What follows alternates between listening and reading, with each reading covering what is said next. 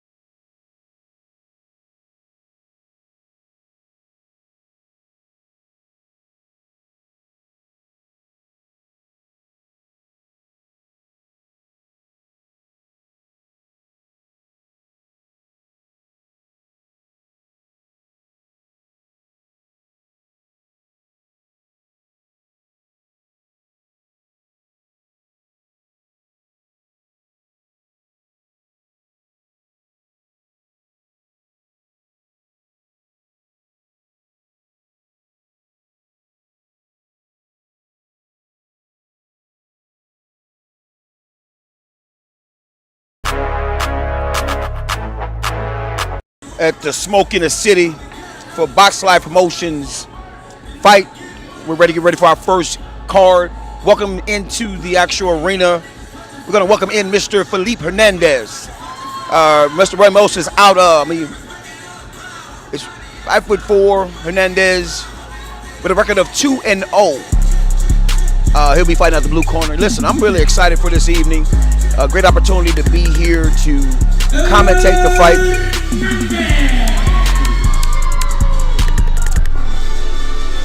And now making this self to the ring, his opponent. Our attention to his opponent, making his way out of Fort Worth, Texas, Vicencio Ramos. Of 6 bouts on this card until we get to the main event that will be taking place with Mr. Marvelous Shepherd versus Brian Spring.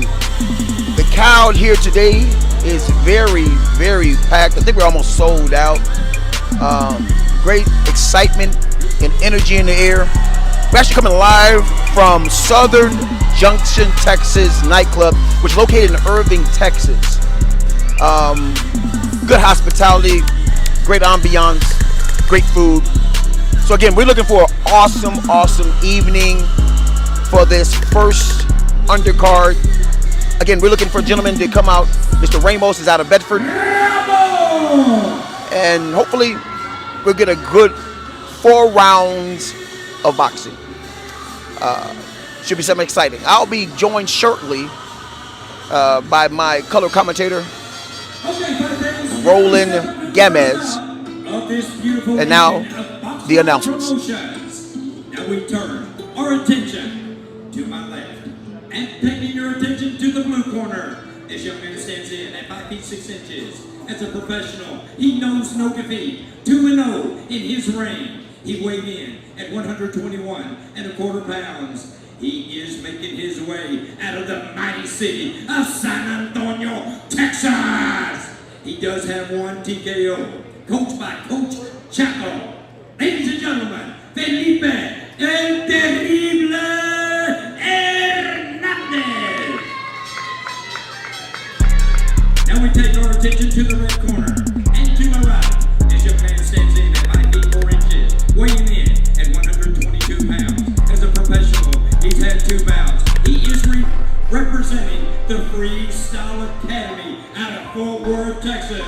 Coached by Coach Ryan. Ladies and gentlemen, Vicencio Anastasio Ramos. They were hired. If you look at the actual fighters, they're pretty much same size, same build. Again, as he had mentioned, Mr. Hernandez actually is 2-0 with 1 KO. So he has some ring experience. And Mr. Ramos is actually had 1 fight and 1 draw. So we should be looking at some exciting action taking place this evening. Right now, Mr. Ramos is actually kind of sizing each other up. And making his way through. As you see, right now they're battling each other.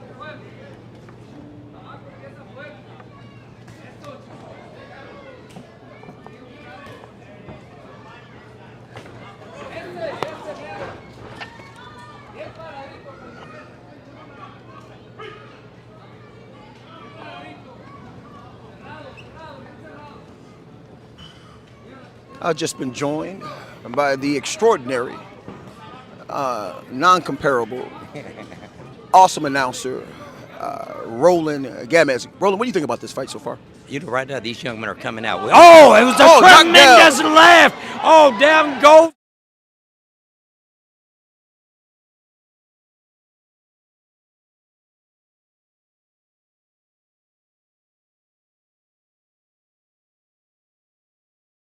Guys, face forward now with your hands up.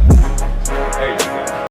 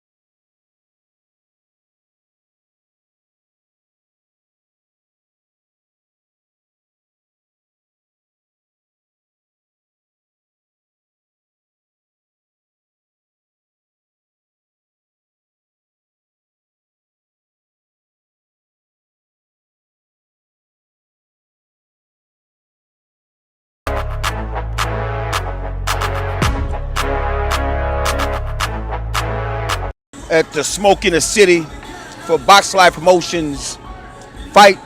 We're ready to get ready for our first card. Welcome into the actual arena. We're going to welcome in Mr. Felipe Hernandez. Mr. Ramos is out of, it's 5'4", Hernandez with a record of 2-0. He'll be fighting out the blue corner. Listen, I'm really excited for this evening. A great opportunity to be here to commentate the fight.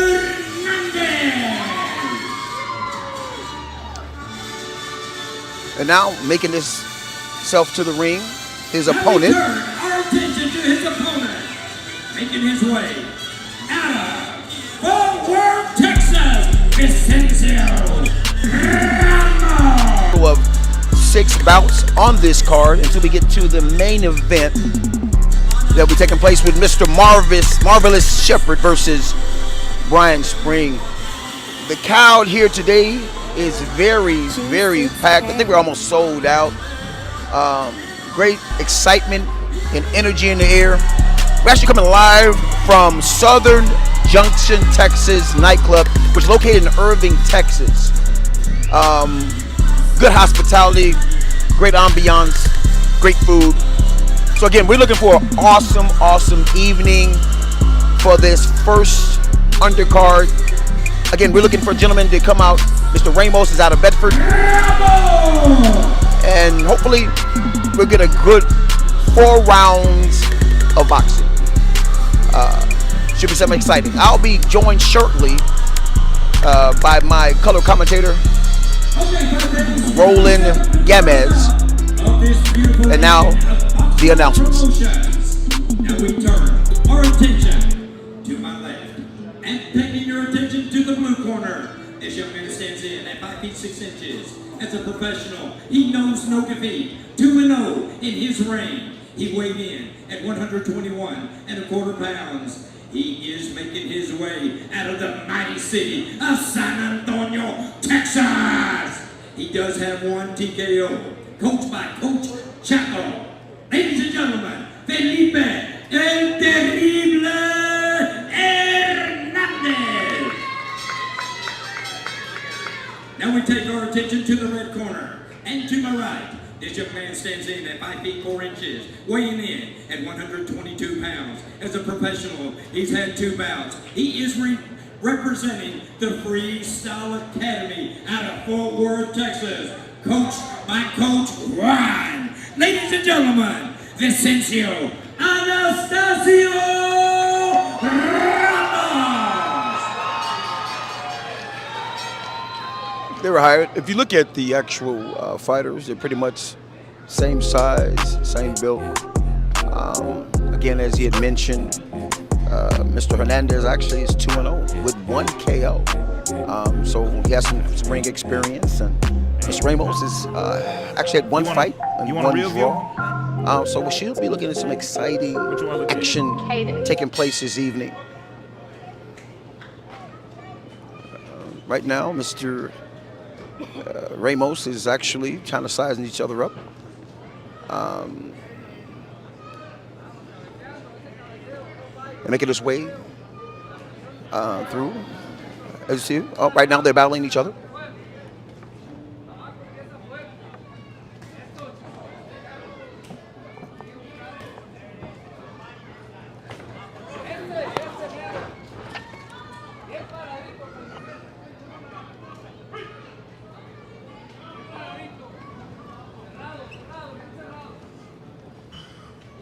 I've just been joined by the extraordinary, non-comparable, awesome announcer, Roland Gamez. Roland, what do you think about this fight so far? You know, right now these young men are coming out. Oh, it was a tremendous left. Oh, down goes Ramos. He goes down hard. He goes down. He's still wobbling. Here on the 8 count. His eyes are still flinching. He's not together yet. He's not together yet. He's got to buy some time here. He's got to buy some time.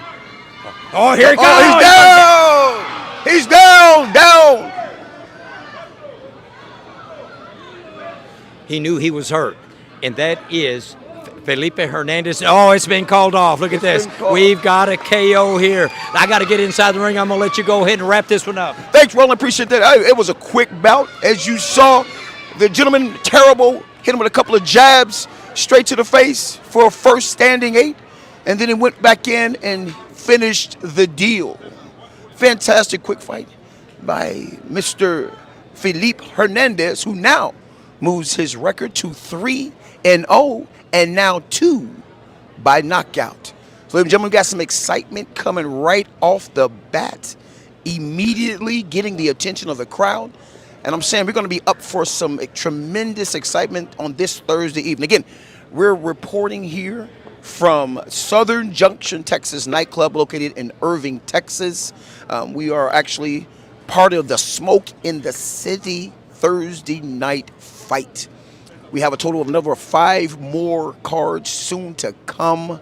Again, hopefully they'll be filled with just as much excitement of what we just saw.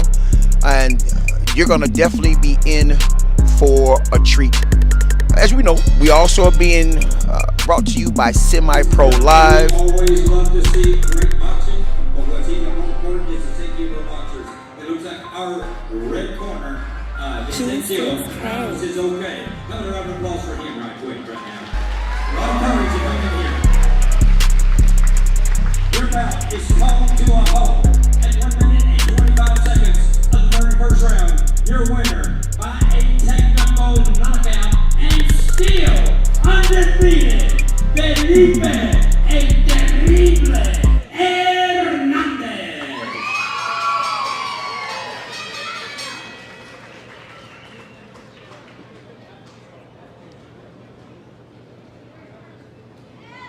So, ladies and gentlemen, right now, Mr. Okay, real quick, Felipe. ¿Quieres hablar en inglés o español? is getting interviewed by the PA Let's announcer. stop this right quick because I think everybody else will be able to understand you right quick. Tell me what you saw in there. It was a quick finish, quick work, no doubt about it. Coach Chaco's here. Tell me what you saw and what happened. At first I was taking my time trying to study him out for a bit, and I just remember the words that everybody, my coach kept saying to me before the fight, just go in, do your best, and that's what I started to do after that 1 minute, and put in all that hard work, and saw the results. Well, that was a left that put it down the first time. Is that correct? Yeah. Then the second time, you knew he was still wobbly. At the count of 8, I noticed that he was still kind of staggering around. I know you saw it too. You quickly went on the attack after referee Ruben Benedict said that's fine. I went to the attack, just told him to push the he told me to keep going, so I did. Still undefeated, it's Felipe Hernandez. Again, reporting from Southern Junction, Texas nightclub. Mr. Hernandez quickly made amends of Mr. Ramos in 1 minute and 25 seconds of the first round. And now we'll be on to our second bout of the night. We're excited, super excited. It's the first opportunity for us to report and do our first Anacle Boxing for Semi-Pro Live, along with Hall of Fame TV. Really interesting night. Again, the place is packed out, a lot of energy. Ladies and gentlemen, I'm going to give you time to walk around the venue, please. The work beverages, the cold drinks, the booth, and great camaraderie of your boxing community here. I love what I see. I may make my way around, maybe short interviews. I want you to be part of this action. Yes, it's Congratulations, Mr. Hernandez. How are you doing? I'm doing great today. Just finished putting in all my hard work and just demonstrating everything in the ring. I just want to say thanks to everybody that helped me. Ramon Cardenas, my coach Chato, and everybody in the gym that helped me spar and prepare for this fight. I mean, think about it. You're 3-0 now. 2 of them have been by TKO. Tell us a little bit about what your strategy and what you do to go into a fight to ensure that you knock them out as fast as you do. To ensure a victory like that, I just gotta put in blood and sweat in the gym, follow my coach's instructions, do just leave everything in the ring, and just do the best I can, and just pray and be prepared. Well, congratulations, Mr. Hernandez. Congratulations on that fight. We'll soon see you in the success ring soon. Thank you.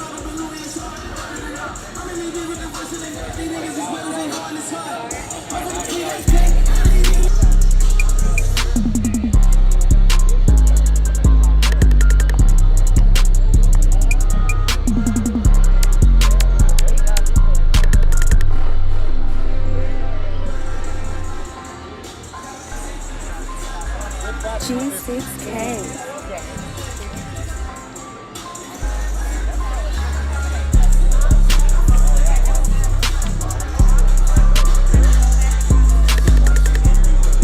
I'm following your lead. Guys, face forward now. Your hands up.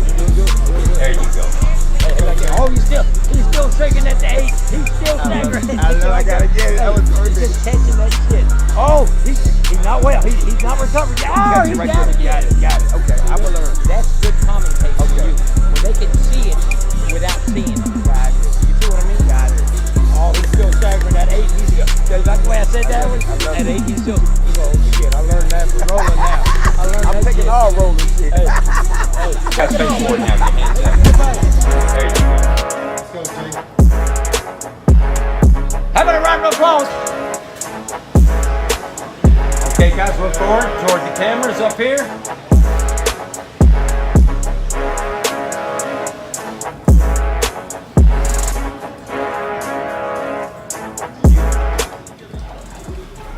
Okay, guys, face the crowd.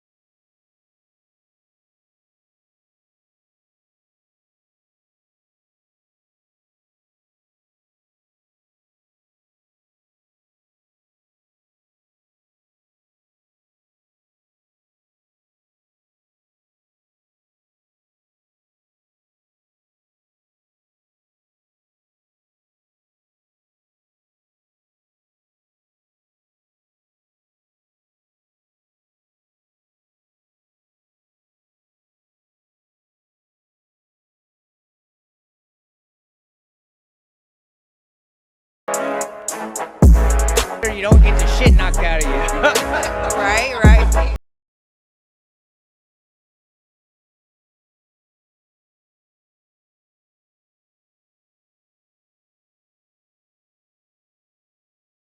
For none other than Antoine Barras.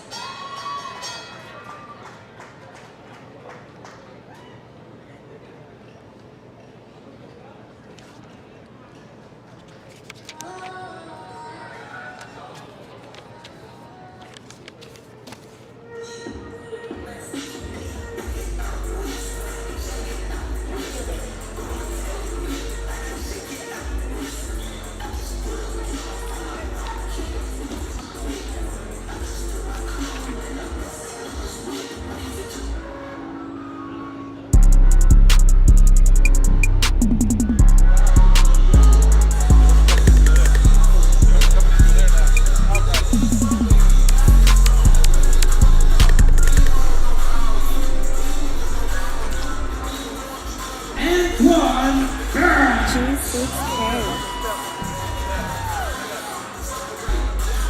Now we're getting ready for our second bout of the night.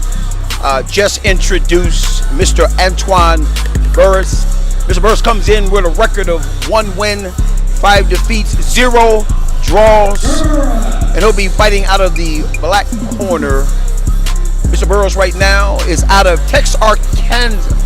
Arkansas.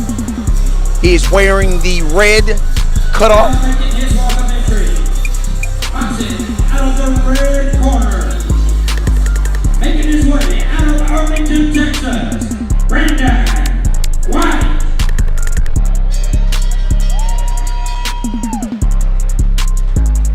Brandon White makes his way to the ring.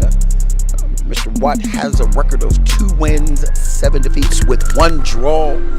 As he mentioned, he is out of Cedar Hill, Texas. I know that very well. I actually reside there myself. Should be some excitement with some veteran ring experience in the ring tonight for our second bout. Hopefully it'll be filled with the same level of excitement that we got with the first fight. Again, talking about gentlemen who have multiple experience in the ring. So it should be some excitement. Hopefully we'll get a little time. As we get ready for bout number 2, our referee taking charge, Rosario Solis, will be the third man in the ring. And our judges for this bout. I'm going to call him Chief Jesse Reyes, but I'll call him Jesse Reyes today. Okay? And David Yacabucci, Javier Martinez. To our referees and judge, we thank you for making the trip. Now let's meet our warriors. Turning our attention and turning your attention to my left and boxing out of the blue corner, making his way out of Little Rock, Arkansas. He stands in at 5 feet 7 inches, weighing in at 151.5 pounds. As a professional, 6 professional bouts, coached by none other than Larry Slow Motion Smith. Ladies and gentlemen, Antoine the Dawn Barras. And his opponent across the ring, boxing out of the red corner. As a professional, 10 bouts in the professional ranks.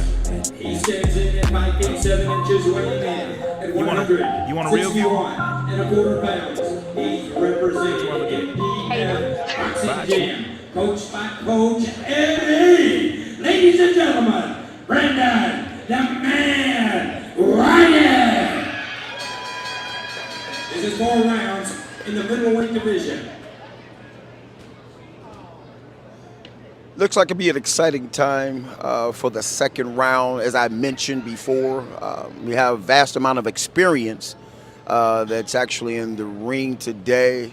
Roland, what's your take on kind of this second bout? We're going to feel a lot of excitement like before, or what's your take?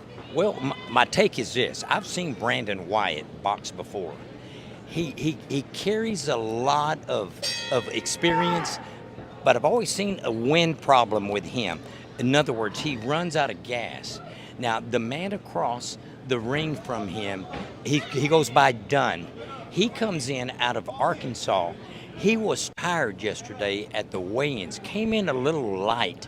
He said the sun had sucked out a lot of his weight. As a matter of fact, we had to work on this bout to make it happen. Oh, he's knocked down by an inadvertent push down by Mr. Wyatt. Well, what I'm seeing right here is referee Rosario Solis calling it a knockdown. He's giving him an 8 count right now. So guess what? That is an official 10-8 round now. Oh, there it is. Roland saw it. He called it. And again, we're talking about vast amount of experience over here to my left. As you had mentioned, you talked about the heat. Oh, there's a hard left by Wyatt. And again, oh! He knocked him down with a straight left. Let's see. What's it called? Oh, it's going to be a knockdown. Another one. It's another knockdown, okay? So right now they do not have, the rule has not been invoked, a 3 knockdown rule. Remember, we were sitting back there, no 3 knockdown. That's why it's so important to make the rules and regulation. Oh, man, they traded jabs straight up. They popped each other, and Brandon Wyatt even acknowledged it. I said, yeah, you caught me. You saw it. Okay, if Brandon, they're slugging it out. Oh, I think Dunn just popped him. Hey, get him. Oh, Wyatt smiles it off. Oh, yeah, he tried to smile Was it he off. affected by that, Roland? Was he affected by that? Yes, he was. But you know what? It was just a punch that caught him off guard because he thought he had this whole fight wrapped up, and then he got popped. Looking like an old slugfest. Is that what you think? Yes, you are right. If Brandon can survive, here's going to be the problem. If Dunn can survive, let me say it the right way. If Dunn survives, he may have a field day with Brandon on the past experience that I've had watching Brandon running out of gas in the 2nd round, 3rd round, definitely, and hardly ever making the 4th round. So if Dunn right now, and I call him Dunn, his actual name is Antoine the Dunn. That's what he asked me to call him, his ring name, Burris. Yep. If he can survive, I think he'll have a chance to get this. This could be a 10-7 round. 2 knockdowns. Don't forget that. 2 knockdowns that the referee called on Dunn. Okay. You talked a little bit about it, Roland. If you look at him right now, he's actually breathing kind of heavy. You had mentioned that. Oh, we got a flurry of jabs and punches. That's right. He went to the body. He did score to the body, and that is Brandon did go to the body. Brandon's out of the red corner. He did go to the body, but yes, you're starting to see him suck a little wind now. It's getting a little tired. Look like they both are kind of tired a little bit. Do you think that's part of a strategy that he allowed him to punch? They got a good one. That was a good round. Come on, ladies and gentlemen, give it up for him. They gave you 3 minutes of hard action. You can't walk away from that action. There was some good punches there. It looked like the red corner. I know went to work there. 2 knockdowns, according to our referee. He gave 2 8 counts. Oh, we got the man who used to tear Texas apart, Mr. Kendrick Williford. Talk a little bit of Derry's status. I got to see him back in 2011. What am I saying? 2011. What am I saying? 2009. Oh, wow. As a matter of fact, he was ranked in the top 10 in Texas. I got to remember Texas. But Kendrick always brought the heat. Big man that you see right there. Yeah, he is. He always brought that fear of God to his opponent all the time. We're about to go ahead and start. Here we go, round number 2. Let's get behind him, ladies and gentlemen. I don't care if it's red or blue. You get behind him and help him through this round. I'm going to get some water. I need some water. I need water bad. I'm going to miss something. Get yours. Thank you. Now we're just go ahead and start the round number 2. As Roland had mentioned that yesterday, Mr. Wyatt was a little gassed yesterday during the weigh-in, and we're wondering if that exhaustion or dehydration is kind of seeping in based off a little bit of the feet. We got a straight jab by Burris. Up with a roundhouse, gets him into the corner, hits him with a flurry of boxing. And then Wyatt comes back out, pushes him back out to the center of the ring to remain his composure. Wyatt right now is sizing him up, along with Burris in the white trunks. And right now, just take a test of will for each individual boxer. They're a flurry of jabs and roundhouse. Now, right now, Wyatt kind of backs Mr. Burris into the corner. He's kind of stick with him with a flurry of body shots. Right now, neither man are protecting their faces. Wyatt puts his hands up. Mr. Burris missed it with the roundhouse. They're kind of sizing themselves up, as I had mentioned earlier. A little of them are kind of winded. Up, that's a straight jab by Mr. Burris onto Mr. Wyatt. And again, just kind of sizing themselves up right now. Just kind of see who has the will and determination and strength. I guess if you think about it, this is where conditioning comes into play, right? It's all conditioning now. These boys have already thrown a lot of their heavy punches. Now they're leaning on each other. They're holding on each other a little bit. It's almost like, don't hit me, I won't hit you. But yet they are still boxing. They're still throwing. No, I'm not taking anything away from these men. They worked hard, no doubt. A little hot in here, little heat. I'm not going to say it's better than outside. I'm going to tell you that.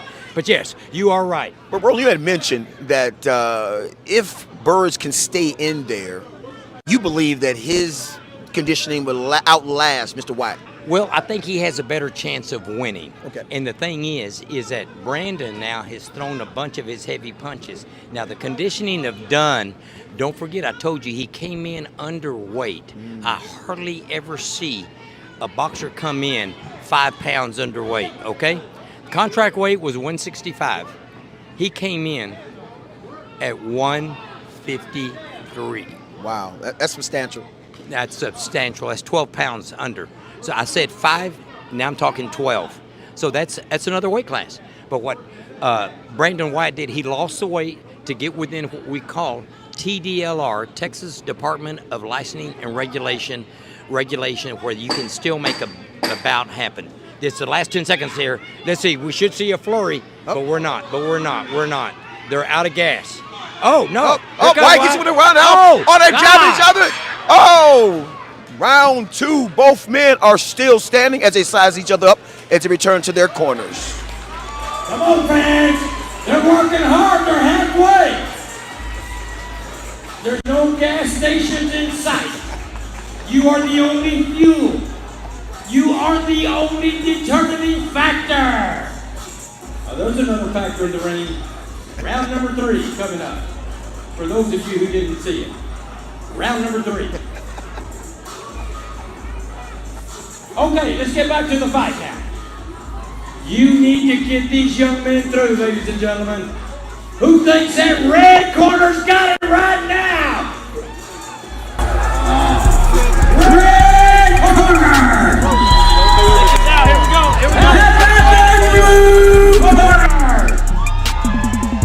Okay, here we go.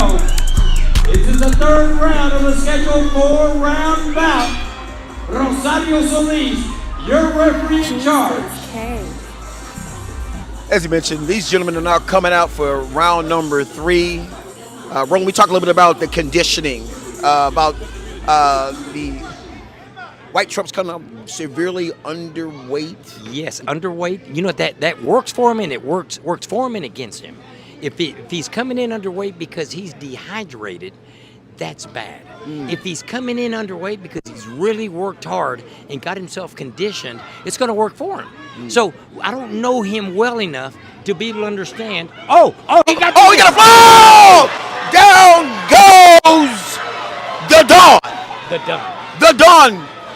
He's badly hurt right now, Roland. I don't know if he'll be able to get up. No. I don't think he's going to make it 10. The fight is called. It is over. The winner, Brandon Wyatt, with a TKO in the 3rd round. That's a knockout. That's a cold knockout. Ladies and gentlemen, I mean, we are filled with excitement tonight. That's our 2nd knockout in our 2nd bout. The man himself, Mr. Brandon Wyatt, increases his record of 3 wins, 7 defeats with 1 draw. He came in determined. He came with a flurry, and it paid off dividends. Again, ladies and gentlemen, we're coming live from Southern Junction, Texas. The smoke in the city, with 6 bouts taking place on this card with our headliner, none other than Marvelous Shepherd versus Byron Springs. So it should be up for a very exciting night tonight. Again, ladies and gentlemen, we have witnessed in the 2nd card a knockout. The first one happened in a minute 25 in the 1st round. This one midway through the 3rd round. and you want excitement tonight, Semi-Pro Live, Hall of Fame TV is bringing it to you. We're coming live here from Southern Junction, Texas nightclub on Thursday Night Boxing, the smoke in the city. I am your announcer, Preston, Mr. Impact Johnson. We'll be back to you with the third round. He's okay. Looking mighty ball.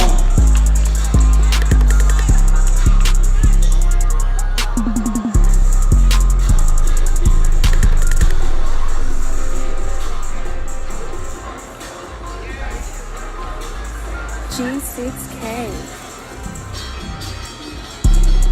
Okay, 5 minutes for your official decision. The end comes at 48 seconds of the third round.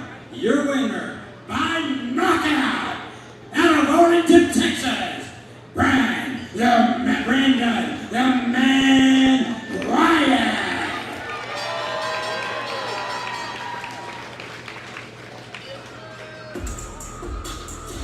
Okay, come here, Brandon. We need to talk right quick just for a second. Everybody taking your picture. He looks pretty boy.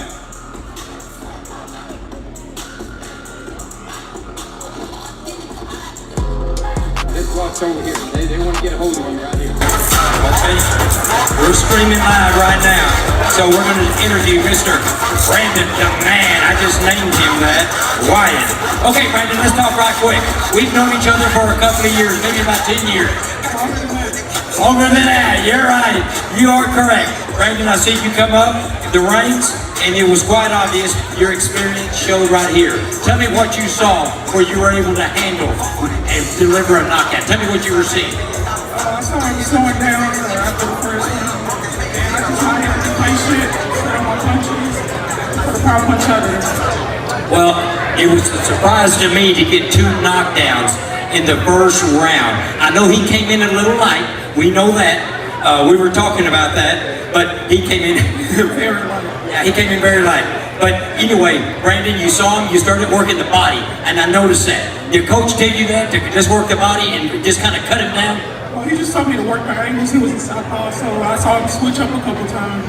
And when he felt the power, like the body punches came automatic. Okay, I'm going to tell you one thing. I'm going to step across where he's going to hit me when I say this.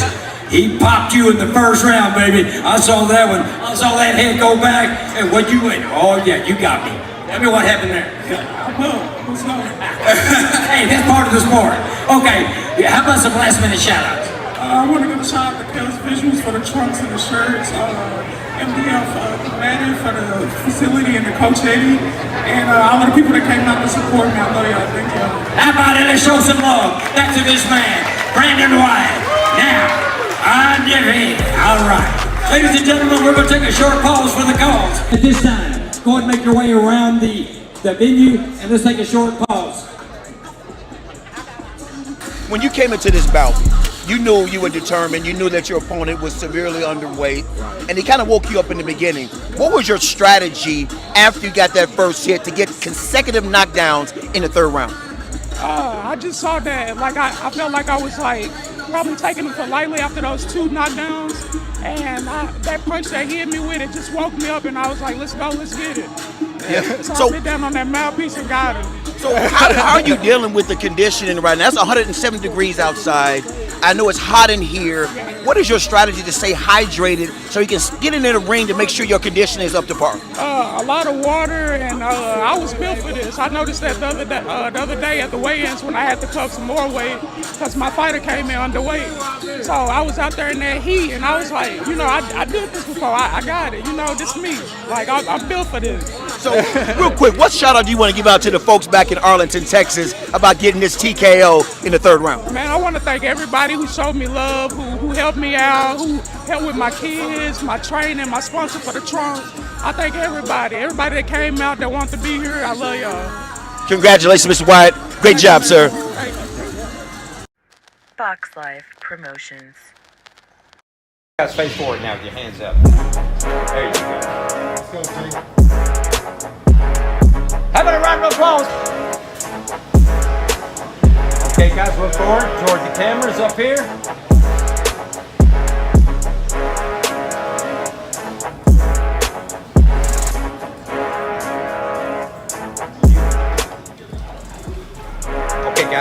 Face the crowd. Beautiful. Love it. Now, come on, round of applause. Let's give it up for him. We have Mr. Clay Burns. He has over 31 bouts as a professional in the ring. Alex Zavolsky, he's got 18 wins against 6 losses. 9 of those wins by KO. This is a, I hate to say a rematch, but they have fought each other before. How about it? Let's get a round of applause, ladies and gentlemen. Hey, y'all go ahead and face off right here. There you go. Let's go, Tail Money. This is scheduled for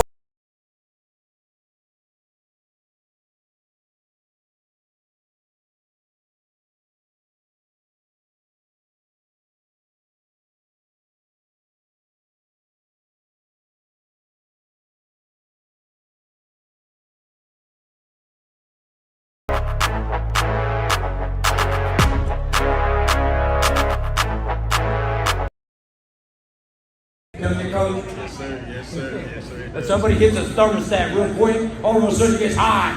All of a sudden there comes the heat at you. And you say, what the heck am I doing in here? Love it. How about some last minute shout outs, coach? I just want to give a shout out to all the great coaches, my team over here at Duncanville Boxing. My guy, everybody, man, just everybody just coming out. I love it. I love it. I see these guys all the time as an amateur official that I am. I get to referee and also judge these bouts. So these coaches are, I love them. I love the backbone of them. I've got one right over here. I know she's busy right now. I'm going to interrupt her. Ma'am, what's your name? Chicken, the jam. I know the chicken, baby. I saw her. That's a cold fighter right here, baby. Tell me what the record is. 11-4 with 2 knockouts. Oh, don't get around this lady, baby. She'll change what your thought is with her real quick. And make sure y'all come see me in Frisco, Friday, July 29th. I'm gonna be beating somebody up, you know me. Co-main event on the Lou DeBella card. Yeah. And look at her, baby. She will be beating up on somebody. I tell you, I've already announced her a couple of times, and that lady brings a show. How about the last minute shout out, sweetheart? Hey. Oh, I can't call her that, Miss Montford. Yeah, man. Shout out to Oak Cliff and everybody that represents Team Chicken. You hear me? I heard that. And you knocked my glasses off. I had to put my eyes back on, baby. I'll tell you what, you knocked more than that off, okay? Thank you. See you later. Okay, baby, here we go.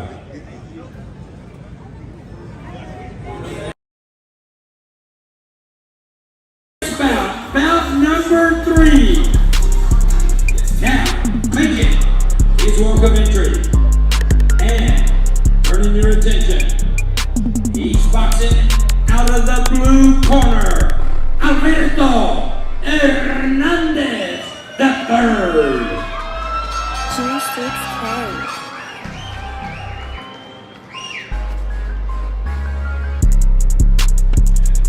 And the tension builds. Is he gonna come out? Here we go. Here we go! Alberto Hernandez!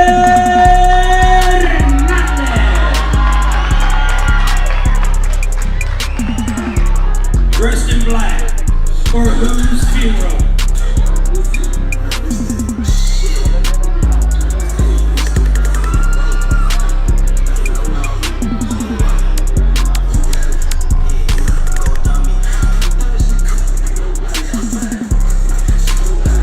And we turn our attention to his opponent, making his walk of entry.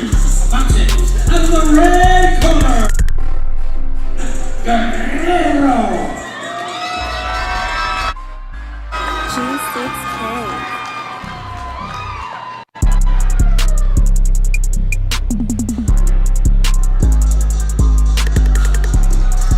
Right now, we're about to go ahead and start the beginning of the bout number 3. Should be filled with excitement as the challenger makes his way to the ring wearing black trunks. G6K. Hopefully, I'm excited again. This has been a night full of excitement.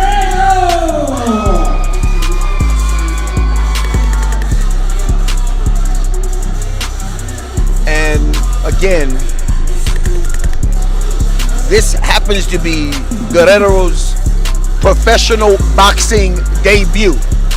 First time in the ring here on Thursday night, Smoke in the City. His opponent, Alberto Hernandez III, has one professional bout. So we're going to see, hopefully, some excitement from the bell. We're in for a treat, ladies and gentlemen. We step up to our next bout. Bout number 3 on our bout sheet. This is scheduled for 4 rounds in the light welterweight division.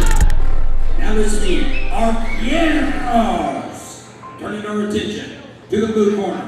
This young man stands in at 5 feet 9 inches. He weighed in at exactly 138.5 pounds. As a professional, he knows no defeat. 1-0 in his reign for pain. Making his way out of Mesquite, Texas. He's representing that Rosquet boxing. Ladies and gentlemen, I'm going to go and Mandela Hernandez III. Now we turn our attention to his opponent. To the red corner. No stranger to the ring himself. As an amateur, now making his professional debut. At 5 feet 9 inches. He weighed in at exactly 134.75 pounds, representing the Mighty Boxing Academy of Freestyle Academy. He is in the black trunks. He is out of Fort Worth, Texas, coached by Coach Juan Achea. Jonathan El Guerrero.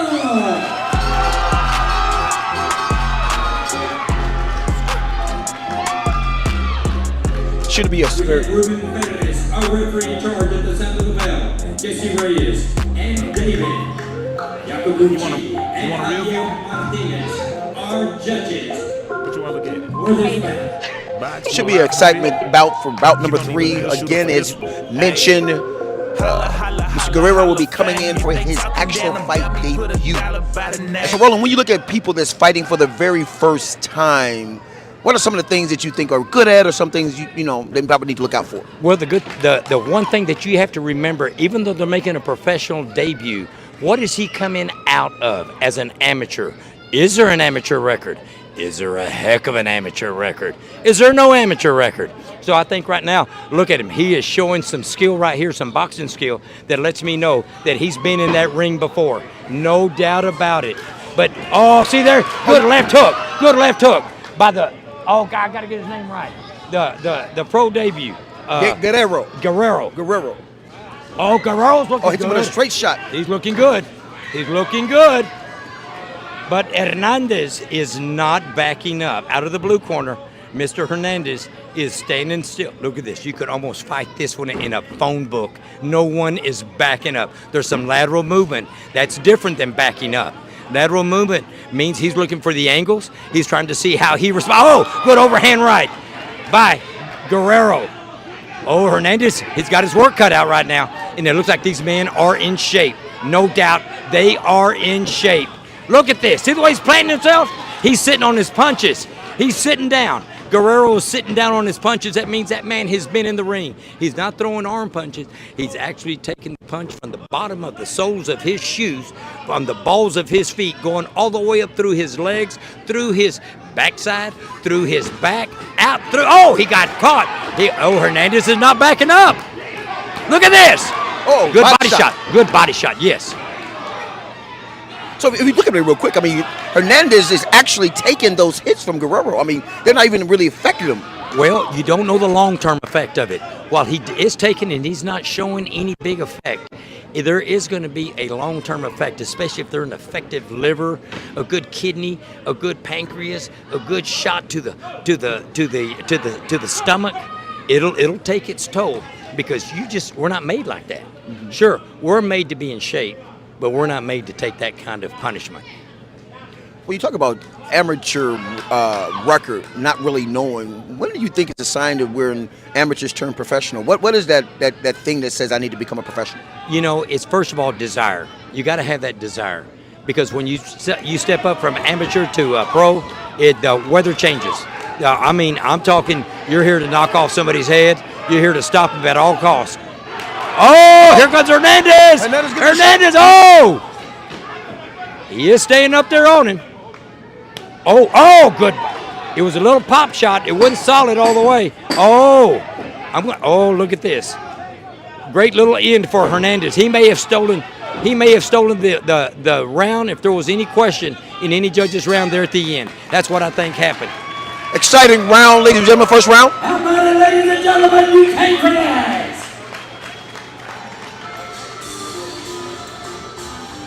We are in for a battle for the third bout tonight, ladies and gentlemen. Coming live from Southern Junction, Texas nightclub here at Thursday Night Fight, Smoke in the City. I am joined by one of boxing's legend, Mr. Roland Gamez, has broke down this fight. He'll talk a little bit about the amateurs and not knowing exactly when to turn professional, but one of the things he had mentioned was he know if you're ready, you're ready. So Roland, tell me a little bit about what you thought about that excitement for round number one, and who do you think kind of plays maybe the favorite for round number two?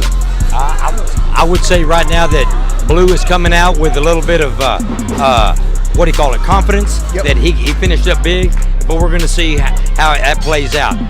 Round number two. But anyway, when we get to the question about when do you turn pro, that is a personal decision every coach and boxer has to make together, because that's a rugged road. It's rugged. I mean, the long-term effects of just the sport itself is, we've heard Muhammad Ali, the way he swore his speech, and it's what we call punch drunk. That right there is something you've got to really consider. Are you willing to take that type of punishment to try to get to the big money so that, it pays off? Or be here at the lower amateur level, professional level, and have to live with the effects of the sport, but yet with no money. So that's a decision. But I think a skill level is sometimes not looked at good enough, and kids just look at money, and they make that jump. Not unknowingly, but unknowingly making that jump, not realizing the long-term effects. That's what I feel. You make a very good point, and you talk about the initial effects. What is the typical lifespan for a professional boxer? Well, the professional boxer normally will probably oh, God, okay. Guerrero's coming back. Oh, here comes Hernandez. He's answering back. Oh, look at this. He's grabbing him. Oh, Guerrero was in trouble. He grabbed Hernandez, as you could see. He grabbed him after he took a punch. His legs are looking a little wobbly. Yes, they are. They are. Guerrero is starting to feel the effects of what? You know what? I'll become a professional. I'll become a professional. This shit is for real. He's trying to come in. He's trying to hold his ground, and he is. He's holding his ground, but he's taking punishment. So he's going to learn, where do you give ground to not take punishment, to be able to still be a boxer? With the hook. Good. He got hit too. They're going. What a great seesaw battle, y'all, ladies and gentlemen. If you're not here, you should be here, and if you're watching it, thank God you're watching it. This right here is beautiful. We can hear the punches here, can we not, Preston? We can hear it. Absolutely. Well, you've been around talent. Does anything about this bout or these fighters that kind of stand out to you? No, right now, what really stands out right now to me is they both have desire and will. I think they have a lot of learning to do, like Guerrero. I see a lot of good talent with him. He looks great. He's got good lateral movement, but he doesn't know when to step back. He doesn't know when to step back and say, you know what, I need to get out of this dirty position I'm in. He's not reading that overhand right that Hernandez is landed. That's what he's landed. Now, don't get me wrong. Guerrero, when he lands, he's landing that left hook. Okay, he's scoring with it. He's gonna. He can't telegraph it, but that's his punch. Let's see how the last 10 seconds end up. Well, listen here. You heard it right now from, again, boxing's great in terms of understanding lateral movement, being able to have a flurry. Oh, look at him! Yeah! We have excitement going on here at the Smoke of the City. I'm joined by boxing legend Roland Gamez here. He is telling me that we're on for an evening on the second half of this fight. Listen, we're coming straight from Junction here in Irving, Texas. If you're not here, you're missing out, ladies and gentlemen. We are in for a treat. Real quick, Roland, since we have some of our semi-pro live fans on, Talk a little bit about the history of Thursday night fights and what are some of the things that have come. You talk a little bit about some legends that have been here. What are things have you seen over the years? You know, first of all, Thursday night fights are just excitement. It's a midweek, just kind of decompression type of environment. Look around here. We got a full house. I mean, when you sit here and you look around and you see this, I mean, we got a shitload. I mean, we got a mess load of people here, baby. And you know what? The fights are delivering. And you know what we're doing? We're saying, let's go. Let's go. Excitement is here, ladies and gentlemen. Here we go. Third round. Burns that fought in the last fight, or second fight, anyway, he disclosed and he might testify with PhD, so. Oh, okay. Just want to let you know on that paperwork that it might happen. Okay. He said this is what he said, his girlfriend smokes it, he's around it, so I don't know. You might want to tell that to Cesar. I did. Okay, So, good no, deal. I did. What? I have What did he say?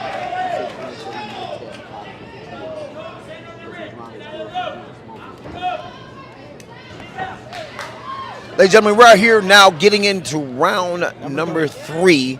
It seemed like it's pretty even. I mean, what would you think in terms of the scorecard? Well, here's what happened. At the end of that second round, Guerrero popped Hernandez real good, if you remember. He got 2 solid punches, and that's the way we ended up that second round. I'm not going to say he stole the round, but he definitely is sending a message to Hernandez. I'm not walking away. You don't have me. You're going to have to come and get your W from me. And look at him, look at him. He's holding his ground. Boy, I tell you what, Hernandez is in shape. He is in shape. I'm not going to say he's going to win, but he can throw the punches. Look at this. He's cut. He looks beautiful. His body looks great. And you know what? I'm seeing it in his walk and in his fight. We can see the wear and tear on Guerrero. See there? Look at his face. You can see the wear. But I'm seeing a little bit of tiredness now in Hernandez. But his body is not shaking. Is not reeking tiredness. He's not. Look at him. So what you seeing right now? I mean, what do you think it kind of plays? Does it play favor for Hernandez? Does it play for Guerrero? I mean, what do you kind of see where this thing is heading? I'm tipping the scales toward Hernandez right now, but that could change easily. What I'm seeing in Guerrero right now is a little bit of wear. He's starting to kind of lean down. I think he's going to make himself vulnerable for maybe that. Oh, he got hit there, but not solid. It's a seesaw battle. Look at this. Right when you think Guerrero's going to not lay down, but kind of start slipping a little bit, but you see Hernandez coming in strong. I mean, he's not moving at all. Yes, that's right. Hernandez is coming straight in. You're seeing lateral movement from Guerrero because Guerrero right now is trying to buy a little time. He knows he can't put up with the power. That's what I'm feeling. I'm feeling that he's recognized the power of Hernandez. When Hernandez comes in, he throws 4 or 5 punches. You'll see him. And I think Guerrero doesn't want to see that too much. Oh, let's see what happened in the last 10 seconds. You see him right now, a flurry of fights. They're throwing haymakers. Come on, friends, have a round. Let's go. Ladies and gentlemen, that was another exciting round. Beautiful. Come on, my friends, we got to get behind our boxers here. They need a little help. They need some encouragement. They need support. They need gas. They just need you. We've got to get them in this 4th and final round. Real shooter for this one. Hey. Boys have been delivering a heck of a show. If they talking down about me, put a dollar by the name. How you trying to play without me? No, I'm running with the game. Coach is talking hard. Coach is talking hard too. Guerrero right now. He said you need this round. Look at it. Look at it. I mean, he looks like he has the substance, but does he have the energy? I mean, we saw some wavering at the end of last round. What do you think? Well, you know what? I think this may decide it right here. This may decide it. We're going to see who comes out hungry for it. Here we go, ladies and gentlemen, for the 4th and final round. As mentioned, the great Roland Gamez mentioned that this can shift either way.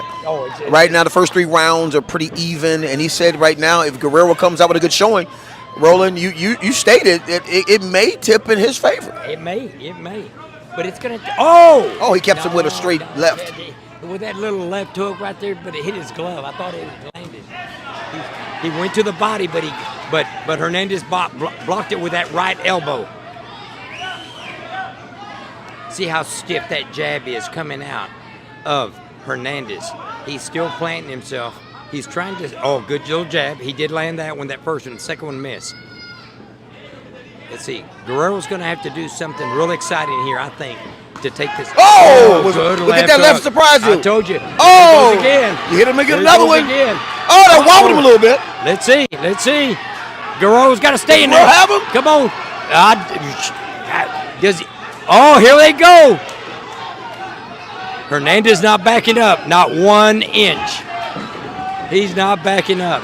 He's starting to show some wear.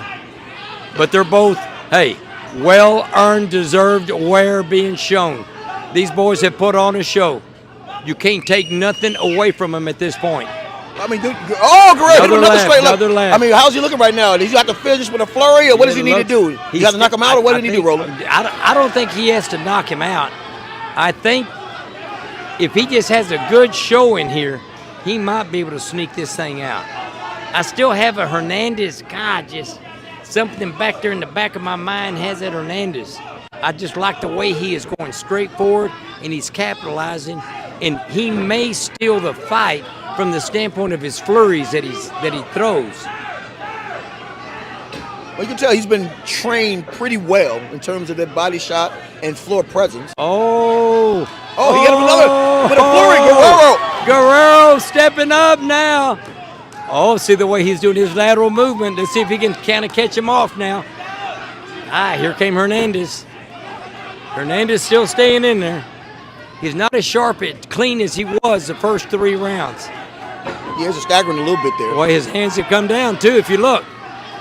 So he's putting himself in a vulnerable position. Yeah, he is. He is. Let's see if Guerrero can capitalize on the slow action or the slowing down of Hernandez's action and his movements. He used to throw 3 or 4 jabs. His flurries are no longer there. Oh, this is a fight for the finish. There. Come on, Fred, on top of that. Yeah! Ladies and gentlemen, we just had a grown man fight, Roland. You had talked about the Guerrero coming up, maybe tipping the scale. This could be close. It's going to be real close. It's going to be a split decision. You watch. I'm going to be announcing this decision, and I'm going to be surprised when I see it. You heard it from the great Roland Gamez that this will be a split decision. Both Guerrero and Hernandez with tit for tat. They were jabbing each other, and we really don't know who's going to be the deciding factor. But we will know in just a minute. Again, coming to you with Semi-Pro Live, Hall of Fame TV, Thursday Night Fights. We'll be right at you.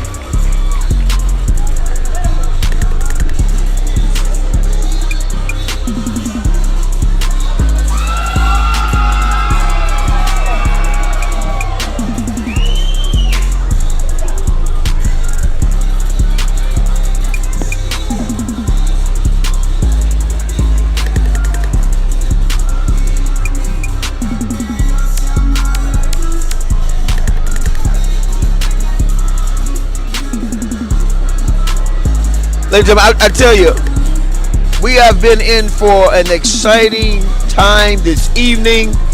We have a packed house all around here for our 3rd bout. And it has been nothing but excitement all around us. If you're not here, I suggest the next time you get your tickets early, because we have turned Irving, Texas on fire. Right now, we're talking about the gentleman in the... Let's give a round of applause. Come on, what a fight. What a fight. Caballeros, gracias for the great show that you guys put on. Thank you. Now we go to the judges' scorecard for this decision.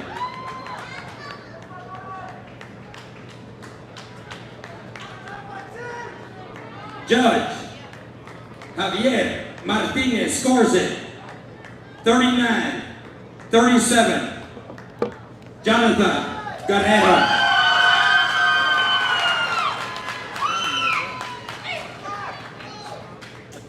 Judge Jesse Reyes scores it 38-38. A draw. Un empate. Judge David Yakabuchi scores it 39-37. For your winner by majority decision, Jonathan Guerrero.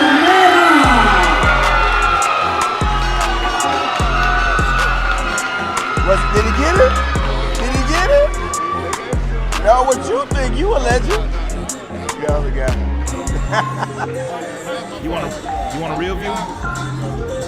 So it should have went to Hernandez. It should have been Hernandez. Yeah. Right, you live in the field. You gonna need a real shooter for this one. Hey, I hear you. Absolutely. Yeah, I do that. We're getting into the traditional sports, but we're getting into the non-traditional sports too. But I love to talk about sponsoring.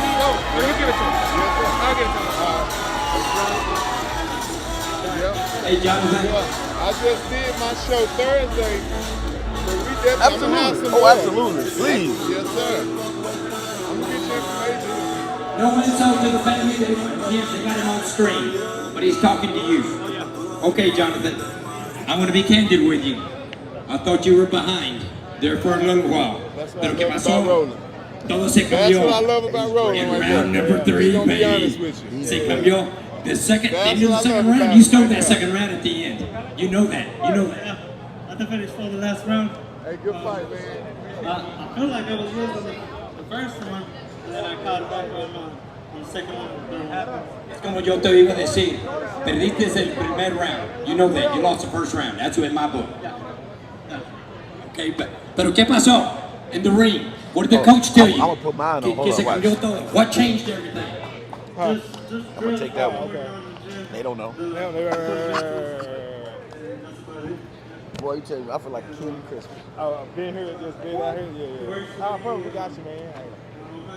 So we both, we don't be having time. So who's the guy I was just talking to? What I loved about what I saw. He was like a legend in amateur boxing. The lateral movement that I saw in this, in here was not running. It's what you call He said, I get finding your the stuff. I'm angles, like, finding the weak spots. I don't know who he is. And that's what I saw. So if I ask questions because I don't have no idea. Hey, it's me, all of our first time. Yeah. So all of I was trained. We met him yesterday. Look at this. You're fine. And I said, I think he squeezed it out. Did not. And everybody thought They you just were treated losing. like family, so Okay, we what met do you want to say to your opponent right now? He was undefeated. You did his first And when loss. you do And this is your people pro love debut. that. So yesterday we did the weigh-in. We did the weigh-in, we did the pre-interview. So we did the pre-interview, then we did the weigh-in yesterday, now we're doing the fight. That's so dope, So we did man. 3 That's so dope. So we did the weigh-in. We did the weigh-in like on HBO, like sit down, head to head, talk to each other, just like that. To my coach, my team. This is awesome, yo. Appreciate it. They were all a big part of this victory, and I wanna thank my family for being a big support. I love it. Okay, ladies and gentlemen, one more thing. Saludos a toda la raza. Dale otra vez. And a round of applause, man. Appreciate it. Thank you.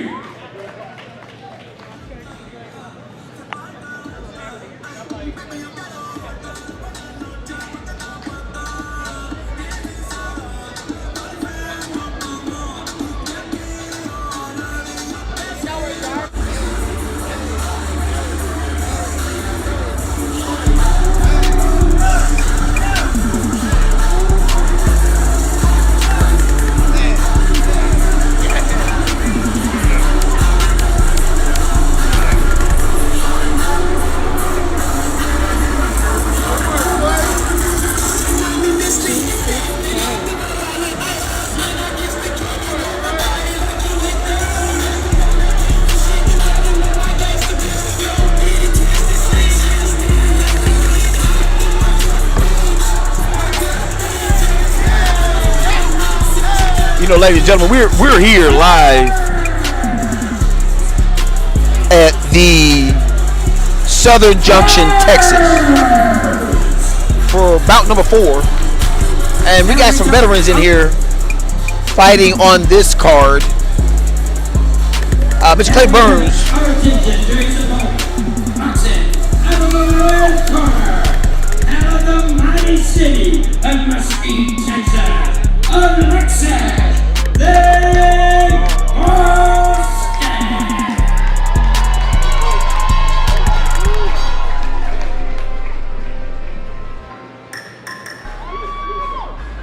G6K. We're bringing some veterans to the table for this 4th bout. This now has increased from 4 rounds to 6 rounds. Mr. Third Degree Burns comes in with a record of 10 wins, 19 losses, and 1 draw. And Mr. Del Bosque comes in with a record of 18, 6, and 1. 6 rounds of boxing for the 4th card here at the Southern Junction, Texas nightclub. He is wearing the gold and white trunks. Along with Mr. Burns will be fighting with the neon and orange trimmed trunks. Again, we have increased this to 6 rounds as opposed to 4 rounds. It's sure to be. And this is scheduled for 6 rounds of professional boxing. Now let's turn our attention to the red corner. Correction, to the blue corner. The blue corner. This young man stands in at 5 feet 6 inches. He weighed in at exactly 139 pounds as a professional. Over 30 bouts in the ring. He hails from the mighty city of Cowtown itself, Fort Worth, Texas, representing Reyes Boxing, Clay, 3rd Degree Burns. Now I ask you to turn your attention to the red corner. We have a young man who stands in at 5 feet 11 inches. He weighed in at 137 3/4 pounds as a professional, 18 wins, 9 by way of knockout. He hails from Mesquite, Texas, representing Del Bosque Boxing. Ladies and gentlemen, none other than Alexis El Perro Del Bosque.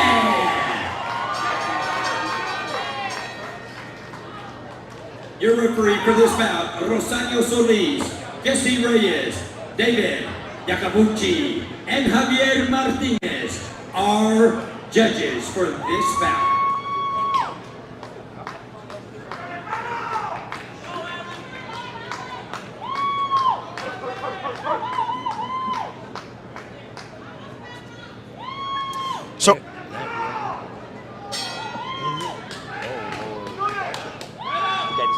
So Roland, we're looking at some veterans in here. So when you look at this this 4th bout, what are some of the things that kind of stand out for you? Oh, the big thing that stands out right now is 5'11" versus 5'7". I think that's exactly what the measurements was. Yep, So that's correct. what we're having is we're going to have a professional who has, golly, in looking at Del Bosque, he has 24 bouts under his belt. He's 18-6. 9 of those 18 wins are by knockout. Oh, wow. So he's looking real good. He looks like he can use that stick. Now, this right here, for your information, I learned this from the weigh-ins. This is not a rematch, but they fought each other before. So I'm going to hail it as a get-even match for Clay Burns, who took the loss on the first bout. So he's got something to settle not only with Del Bosque, but with himself. He wants to settle that he knows he's the better boxer. So he's coming in with a purpose and a cause. Del Bosque, I'm going to sit here and tell you this. He's not in there without a cause either. He's there to make sure that he solidifies to Burns, you lost to me. I'm the better boxer. But you know what? I'm going to give you another chance. And we're going to settle it today. Don't come back after I whip you again. That's what he's telling him today. Yeah, but you're looking at 18 wins. Yes. And you said 9 by knockout. 9 by I mean, he's way not of knockout. really someone to mess with. No, he is. So, he is not. I mean, aren't we tempered the scale a little bit in his favor? Oh yes. Just looking at the stats, he comes in as the favorite, no doubt. Now the good thing about Clay, he's 10, 19, and 2 draws. So he's got 31 bouts under his belt. So that tells me something. He should be able to learn something from that first loss. He probably has been looking at the tapes and probably has found some weak spots, and he's going to try to capitalize if Alexis, keeps his same boxing style. That's what I'm trying to say. He's going to look for that opening. So we're going to see here. It's a good little jab he got in. For a little guy, he's maintaining a good little distance and not allowing Del Bosque to actually use his length, his reach. Look at that. I'm going to tell you right now, I've got a little Clay Burrs round right now brewing. You see a little third degree coming out there. Yes, I see third degree coming. So when you talk about the height differential, where do you see maybe the disadvantage for a shorter boxer as opposed to, we know the disadvantage for a longer, he can't stretch his arm out, but from a shorter boxer perspective, what's the disadvantage with that? Well, first of all, the shorter boxer has to get in, because if the taller boxer can use his reach, he's probably got about a 3-inch reach advantage on him. Don't forget, you're looking at 5'11" versus 5'6" right here. We're talking 5 inches in height, and I don't know how much in reach. That's going to, in the pros, what they always say, what's a reach? What's a span? To see what that differential is.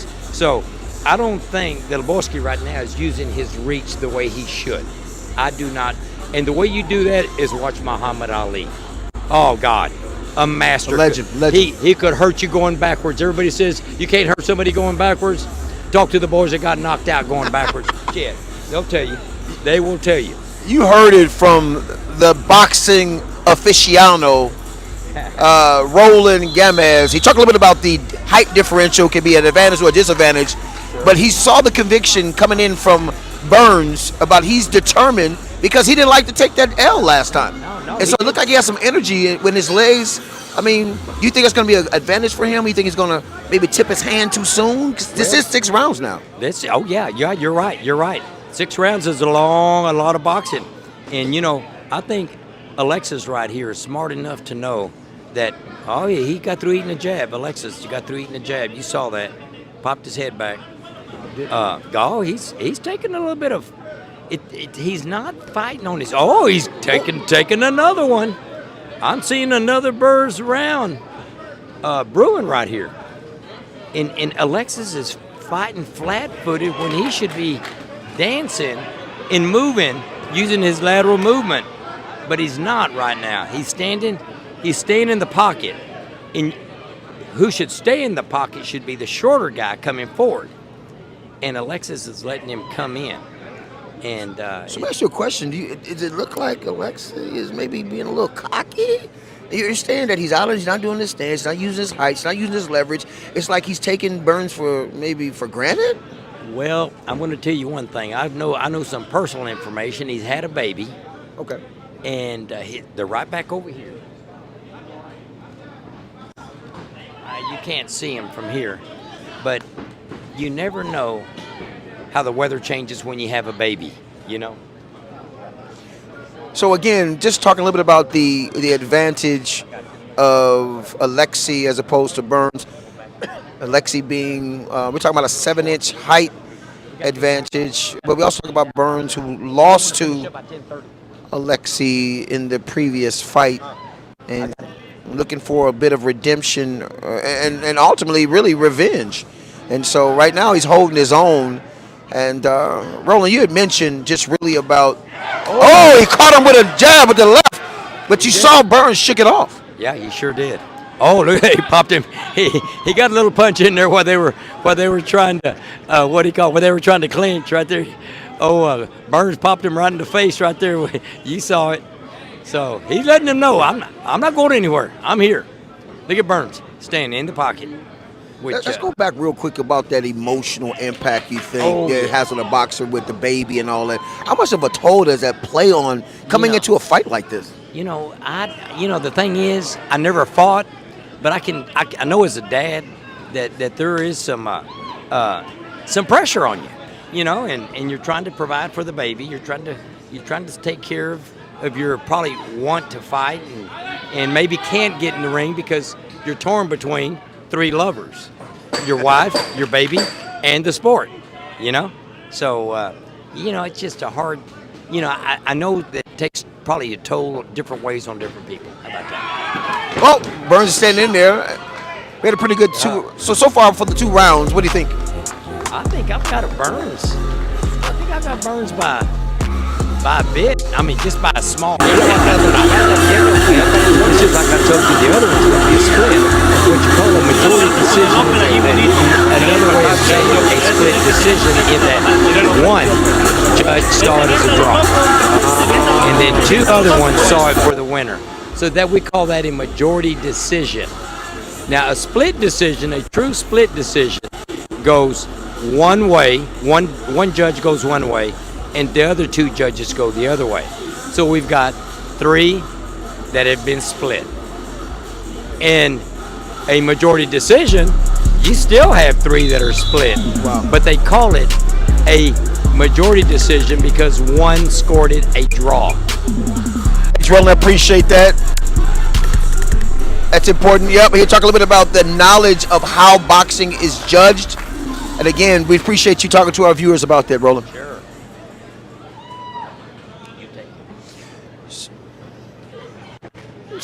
Third round. So one of the things that, again, to our semi-pro live audience and Hall of Fame TV is not only understanding what boxing is. Boxing is truly an art, and really understanding all the nuances that go into boxing.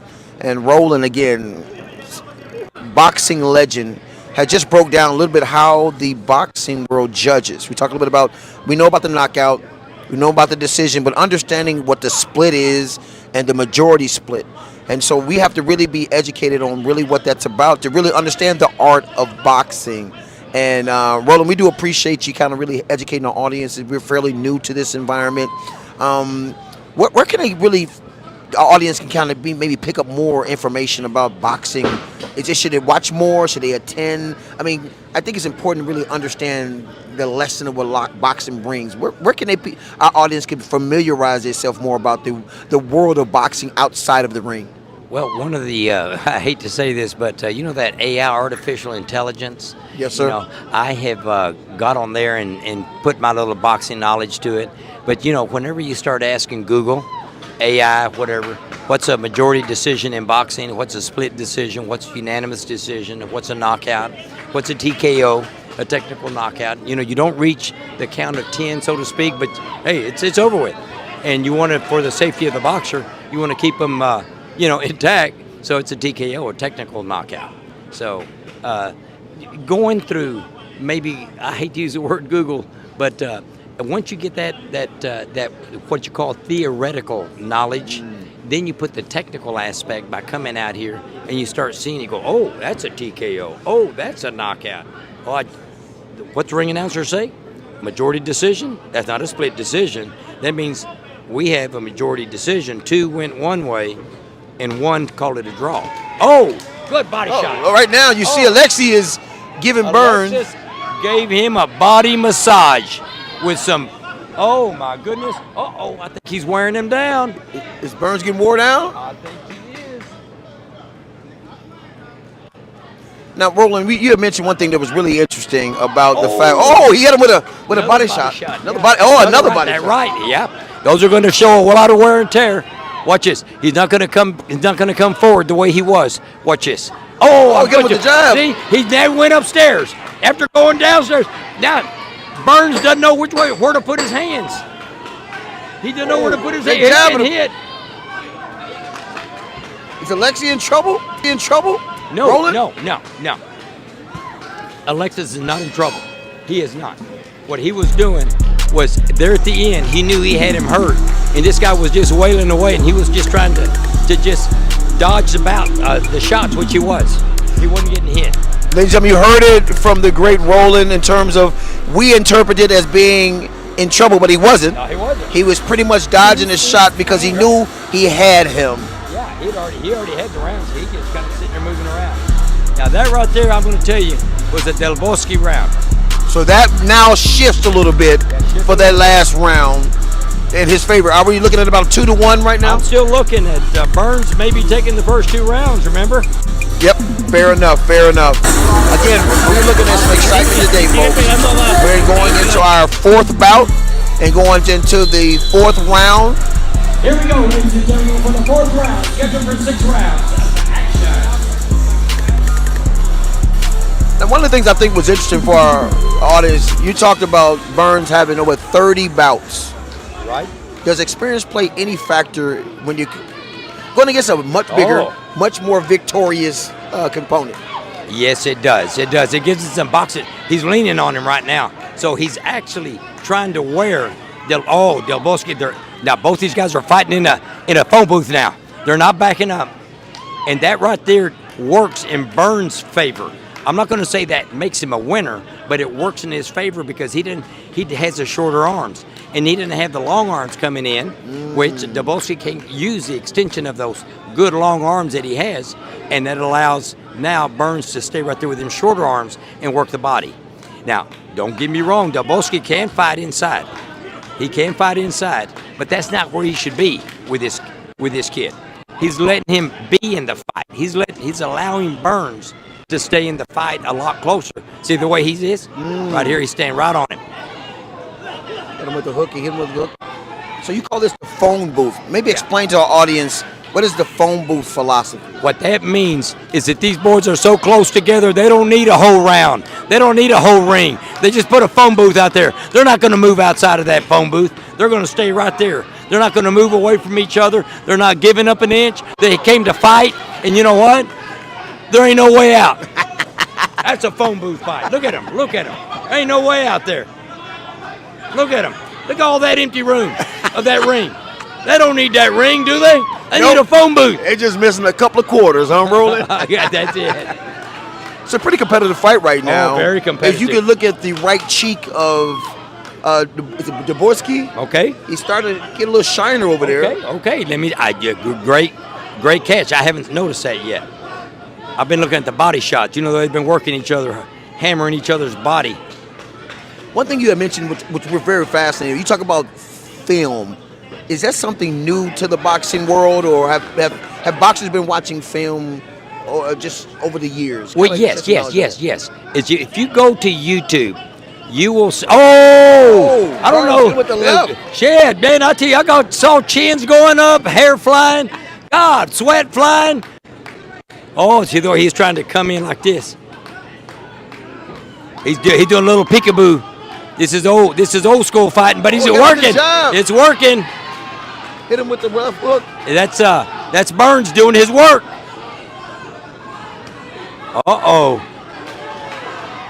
Del Bosque. Oh, use that shoulder. Del Bosque used that shoulder to pop him off of him. I know his dad right now. I know his dad is probably saying, "Son, you got to use that reach." But doesn't look like he's in. Well, I'm going to tell you something else. Yes. Which the fans don't know, and I hope I don't say too much here. Del Bosque came from 175 down to 138. Oh, that's a whole different transition. 175. How does the body adapt to that type of weight loss? To 137.8. I don't know. Again, you heard it, folks. I don't think that's normal. I don't know. I couldn't do it. Golly, how does the body adapt? Gotta ask him. Shit, I'm in pure deep gasland. But I gotta say this. It don't sound good. It sounds like a dehydration. And it gets me talking a little bit different. Here we go, ladies and gentlemen. What is the fifth round? Going into the 5th round of a 6-round bout. The great Roland Gamez states that probably the favor. Round number 5. Scheduled for 6. It's shifted a little bit in Burns' favor. Yep. What does Del Bosque have to do over the next 2 rounds just to make this thing potentially even? knockdowns. He needs to knock him down in each round. He's throwing some heavy punches. Now he is. I think he's figuring he's got to knock him out, or he's really got to put a beating on Burrs. Ooh. And you know, those body shots that I was thinking that would take a toll on Burns haven't shown up yet. So, who knows? It may show up this round, but you can see Del Bosque at one point, he went down low, and Burns had his hands low, and he was able to catch him upstairs. You remember? Yes. So, I don't know what's going to happen here, but that may be a strategy that El Perro Del Bosque is trying to use right here.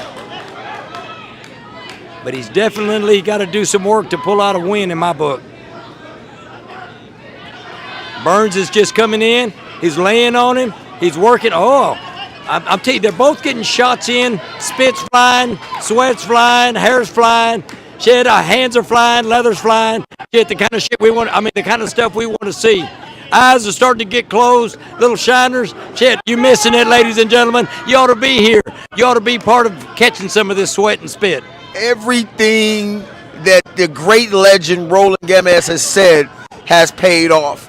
He is right now undefeated in terms of who have won each bout.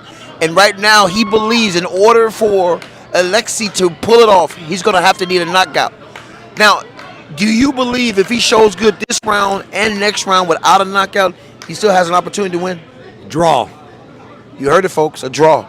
If he pulls out this round, because he's pulled out the third round, and in my book he has to pull out this one and round number 6 in a way that he gets a judge's attention, whatever that is, whatever that judge's eye looks for.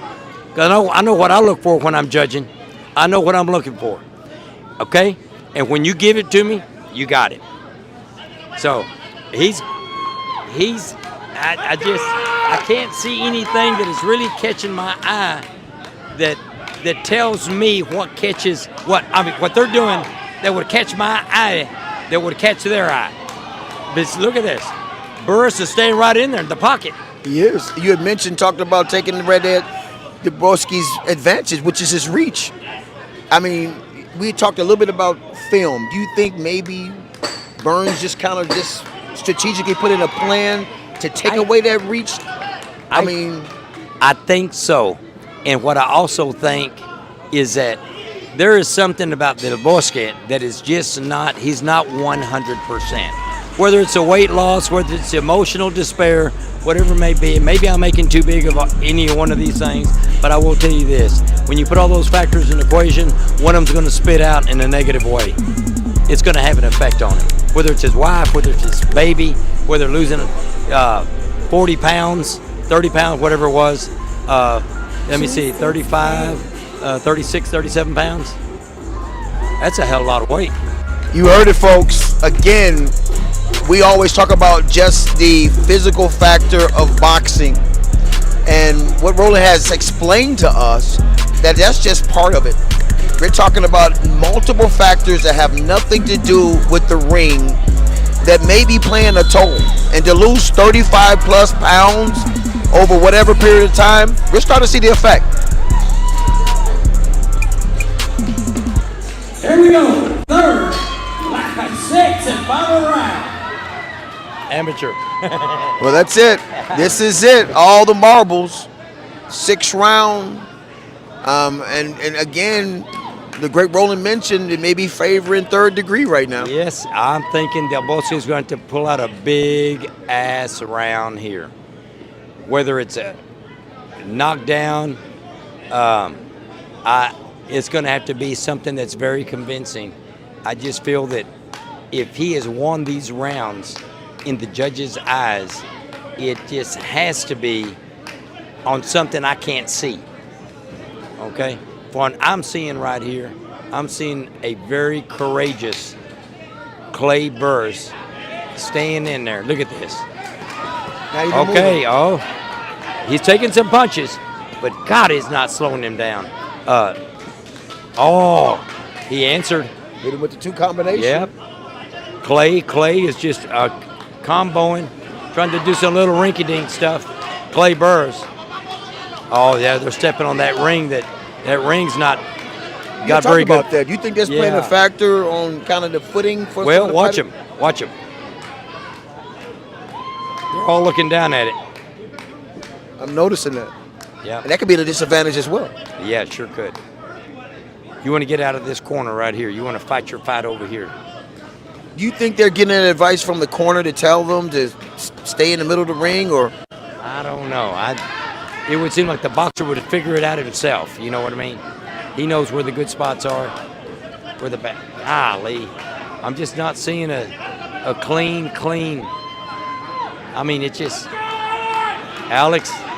Alexis is trying to get on his feet, on his toes now. And he should have been there the first 2-3 rounds.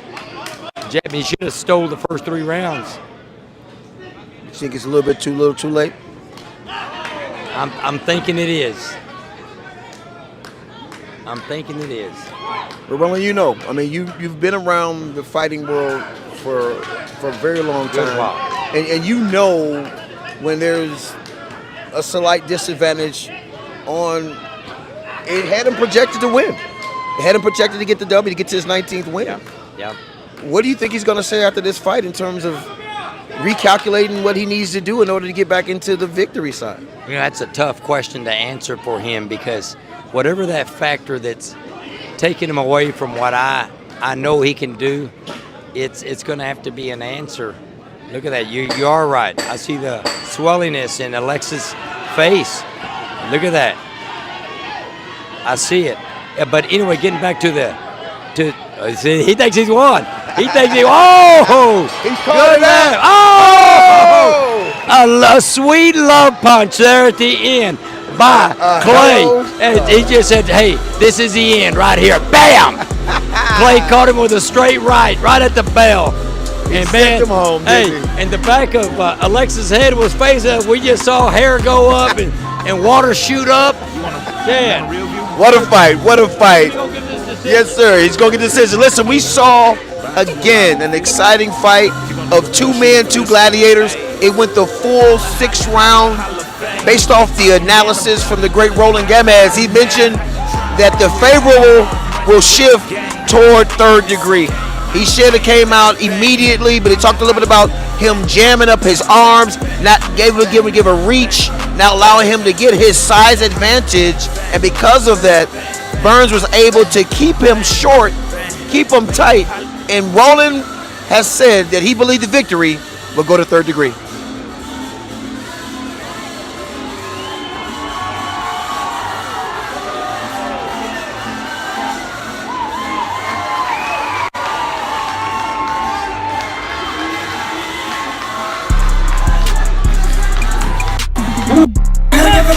A beautiful bout, 6 rounds of great professional boxing.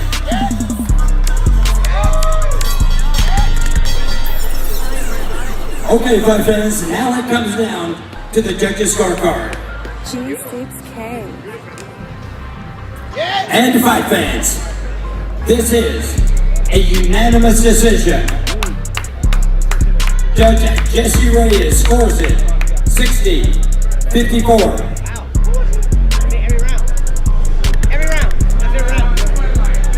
Judge David Yakabuchi scores it 59-55. 1 round. Got 1 round. Judge Javier Martinez scores it 60-54. 1 round, whole fight. Your winner by a unanimous decision, Alex and Busquets.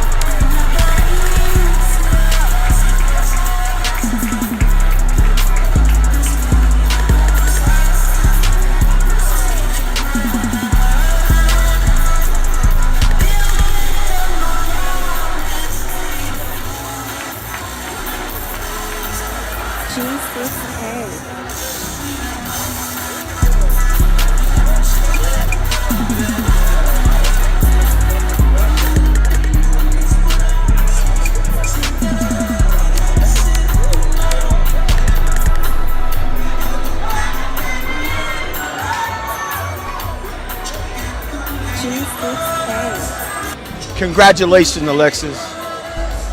Tell us about what you did coming into this fight. You lost substantial weight.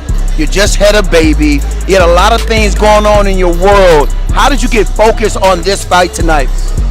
Just want to say first and foremost, I just want to praise God, our glory to God, because if it wasn't for God, if it wasn't for my wife, and if it wasn't for my mama, this wouldn't have been possible. Mama, I love you. P.O.P. No, I'm just playing. Yeah, but yes, it wouldn't be possible without them, but also too, you know, it's all about the environment, everything at the gym, and it's just been a blessing, man. It's been quite a journey, and I'm just so grateful, man. To get to like victory number 19, what is in play for you in terms of really taking your record to another level? It's just one step at a time. This fight was our main target and focus. And now that we have this fight out of the way, thank God, now it's time to recover, and then afterwards it's time to discuss with the team, because there's no I in team, and you are by yourself in the ring, but you're never alone. Well, again, for the last thing, what do you want to say to the people that stood behind you, motivated you, encouraged you? You said it's for the mom, you talk about the wife, even the baby. What about the people that represented where you're from? What do you want to say to them? I just love every single one of you guys, whether if y'all were involved in camp, or y'all were at the gym, or you guys just decided to come out, take the time out of y'all's busy schedules to support your guy. Thank every single one of you guys. I love you guys, and if we haven't spoken, God bless, and to everybody booing as well, I just want to say that God bless you all, and if that's how you guys really feel, all it takes is to get in the ring with me, because shout out to Mr. Clay Burns as well, because he's the only one that decided to take this fight, and we've been looking for opponents for months. Thank you very much, Alexis. Congratulations. Thank you, brother.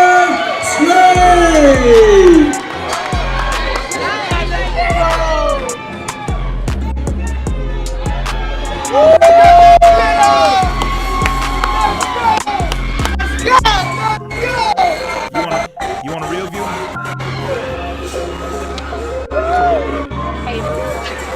Live for the field. You're gonna need a real shooter for this one. Hey, holla, holla, holla, bang. If they talking down about me, put a dollar by the name. How you tryna play without me? No, I'm running with the game.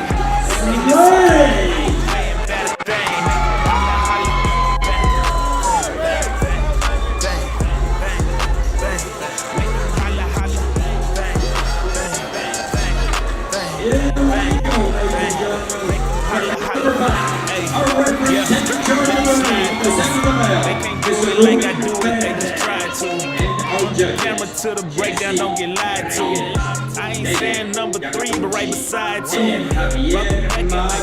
She like steakhouse. I can't blame you. Hey, I don't drag out. Leave me alone, I'm grown, get your wild ways.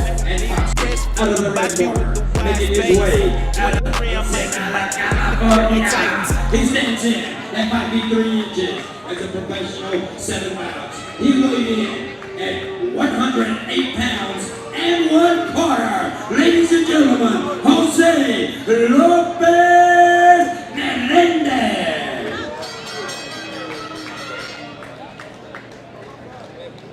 Now we turn our attention to the red corner.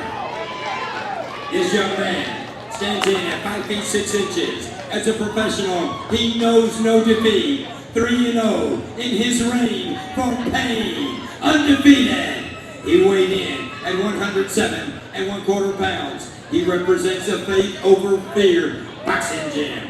Coached by Nemo and Glover Garcia.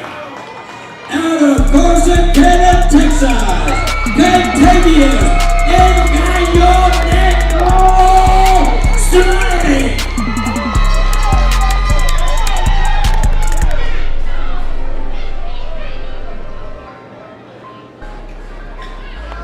G6K.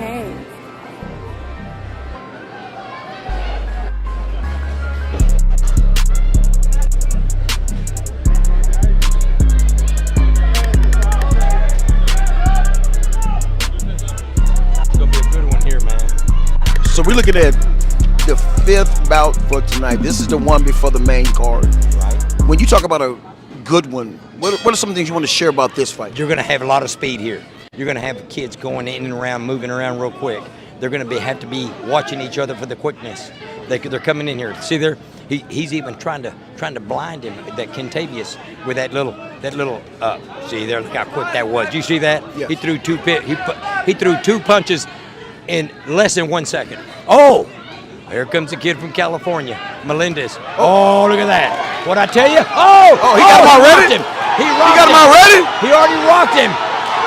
Kentavious has already hit him with a straight with a straight right hand to the forehead, temple area, and rocked Melendez. I told you it's going to be a good one. You said it. I mean, he's strategically breaking him down. Oh, he is. Let's see what happens here. Let's see what Melendez. So are we looking at Kentavious as is he a southpaw? Well, no, he's right-handed. He's orthodox. Okay. He is. He's not a southpaw. They're both right-handers. Oh, shit. I got a feeling Kentavious is going to slap him down with that left hook. Watch this. Is he setting him up for the hook? Yeah, watch this. The kid is dropping his right hand. The kid from California, Melendez. Watch this. And watch. Kentavious is going to catch him.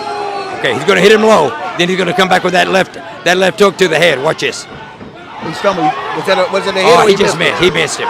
Off balance. Don't forget that ring is not secure. Hell, I almost broke my damn ankle coming down. Shit, it's all effed up. So when you talk about speed, what plays a factor in this? You just got to catch him off guard? Is it strategy, or what exactly gets speed? The thing is he's got to see how he's moving. And the thing is, he's throwing different combinations to see how he reacts to him. When he's coming up the middle, see, don't that left hook, he's throwing the overhand. He's watching him. He's watching. Kentavious is a smart little boxer. He's a smart little boxer. So he's primarily sizing him up or setting him up? Sizing up. Sizing to set him. Okay. He's sizing him up to set him up. See the way he's coming around here. Okay, now what? Oh. Is it the body shot? Yeah, body shot. Yes, he can't breathe. Is it the body shot? Yes. He got back up. Liver shot. He got back up, bro. Yep. What are we doing? Oh, he's gonna jump on him. He can't breathe. Get ready. He knows exactly where it is. Body shot. Body shot. Where it is? Yep, he knows it. Get ready. He's out there. He went for that liver again. He can't breathe. He can't throw a punch. Watch this. And when he throws a punch, he throws his whole body with it. Nothing behind it. Nothing. Okay, survive. He was able to get out there with that body shot. Kentavious has been throwing them body shots all day long, all night long. What does Melendez need to do in the recovery? Oh, shit. You got to breathe. You got to breathe deep. Try to get them lungs to expand. And coach is going to have to sit here and revive him.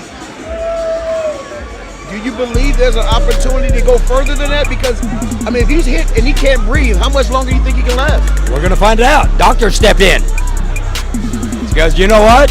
1 minute sounds like a long time whenever you're trying to get your just resting. But when you're trying to grab air, the weather changed. Wow. Well, you heard it, folks. We're talking about a fight of speed and strategy. We're looking at Mr. Say. I got to tell you, Preston. Yep. I told you coming out of the chute, get ready, baby. It's going to come quick. Quick, fast, and hurry. And you said it, Roland. I tell you, we thought this round was going to be over, but Mr. Melendez was able to survive it. What does he need to do to protect that body shot? He's going to have to fight real tight. In other words, protect his liver, his kidneys. When I say kidneys, I really meant pancreas. Got to fight tight, but yet protect the top of his head, his chin. You can't protect it all. You got to keep those hands up, but tight. Got to bring them in. Got to bring them in tight. Do you think a potential strategy of Melendez is to wear him down, or he doesn't have? What do you think his strategy needs to be in order to to survive the next couple of rounds? You know, with his style, sometimes that's ingrained in you. And with the style that Kentavious has right now, he's in a world of hurt. He's in a world. See there? See the way he's trying. He's trying to cover up. Remember I told you try to be tight? Yep. He's trying to be tight. Remember I told you? He did. He said that. So he's got to take the punches, and then he's got to open up on it. That's going to be a strategy. It looks like. Well, it seems like anywhere he turns, he's vulnerable. Yeah, that's right. Is it smart for Mr. Melendez to be in the fight toe-to-toe with him like that? No, it's not. It's not. The thing is, he can't run from him. He has to stay in there. It's just not his style. He can't run. Even though he could, he's not. Because that's not him. It's not. That's not how he's built. Remember I said the way that he's ingrained. You did. And yeah, you said it even better than I did. The way he's built. He's built? It's just that built. That bent that God. Oh God. Oh, there it went again. Right hand. Right hand. He's down. He's done. Roland, is he coming He's in? Done. Is he done, Roland? He's done. He's done. He's done. He's done. Roland, he got back He's up. Done. He's done. Watch this. He's done. He's done. Is he going to He's end done. it? He's done. He's done. Get ready. Get ready. Here comes the end. Get ready. Is this the one that finishes him? It's right here. Watch this. Oh. He going to let him survive Watch another this. ring? Watch this. Oh, he's setting him up with the jab to go to the body. Get ready. Is it coming right now, Roland? Get ready. Hey, everybody in the crowd is yelling, go to the body. They know. Oh, he went to the head, got a good headshot. Uh-oh. He got a flurry on him. Here it is. Boy, you can see the wear and tear on the Melendez. He is taking a beating today.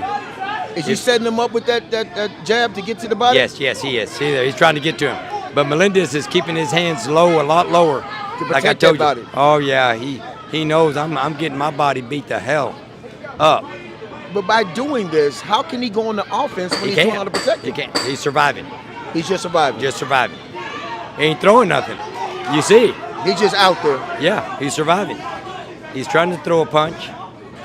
Yeah, I saw it right there where he's trying to hide that side. Well, he was able to make it through 2 rounds, Roland. Yeah. So, as he mentioned, it's an obvious, glaring situation that Mr. Melendez actually is suffering from a body shot and has went down twice. Roland, what is his strategy for Kentavious? I mean, is he going to continue to play with them, or is he going to go with aggressive this next round? What do you think? I think we're going to see him trying to open up that bottom half because he knows where the sweet basket is, and that's down in the body. There's no doubt about it. Everybody knows that's his honey home right now. So what he's going to do, he's going to come out to try to bring his hands up, try to go for headshots, and then occasionally throw that body shot and hopefully catch him, or catch him with a headshot where his hands are low and it's over with. Remember, like he did the first round. Yep. Well, you heard it, folks. Again, Roland understands the fight game. He had talked a little bit about setting him up to get him to expose so he can open up that side for another body shot. He can open that body up. He wants to open that body up. Watch this. Let's see. Let's see if he goes for the heads. Oh, there goes the jab. Watch this. He's trying to figure him out. Come on, he's trying to. Okay. Told you. What'd I tell you? You did. You spot Told on. you. Spot on. Head. What'd I tell you? You spot on, because now he knows that he's protecting the bottom half of his body. Yep. Now watch this. I told you to get headshots. Remember I told you? You did. You're going to get him to bring his hands up to open up that body. Here he comes. He ain't thrown one body shot yet. Exactly what I told you. See there? Good uppercut. But it looks like Roland, danged if he do, danged if he don't. Yeah. So if he puts the hands up, it's the body. If he put the body down, it's the head. It's what you call being outclassed. Okay? It's just an outclassed. Kentavious has got. Oh, he hit him in the liver. He got him He hit him. He hit him. He's got him in that ring. Told you. He said it. You said it, Roland. I told you go to the head, then he goes to the body. You said it. Back up again. Mr. Melendez. Kentavious going to jump on him. He knows he can't breathe. Get ready. Here he goes. He's going to jump on him. Watch this. Watch this. Watch this. Here he goes. He's setting him up again? Yeah. He's jabbing him. Oh. Melendez kind of threw something back. He's standing in there. Kentavious trying to knock that head off right now.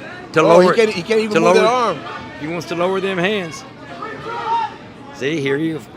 There Oh, shit. Is that it? Is that it? I told you. He called it!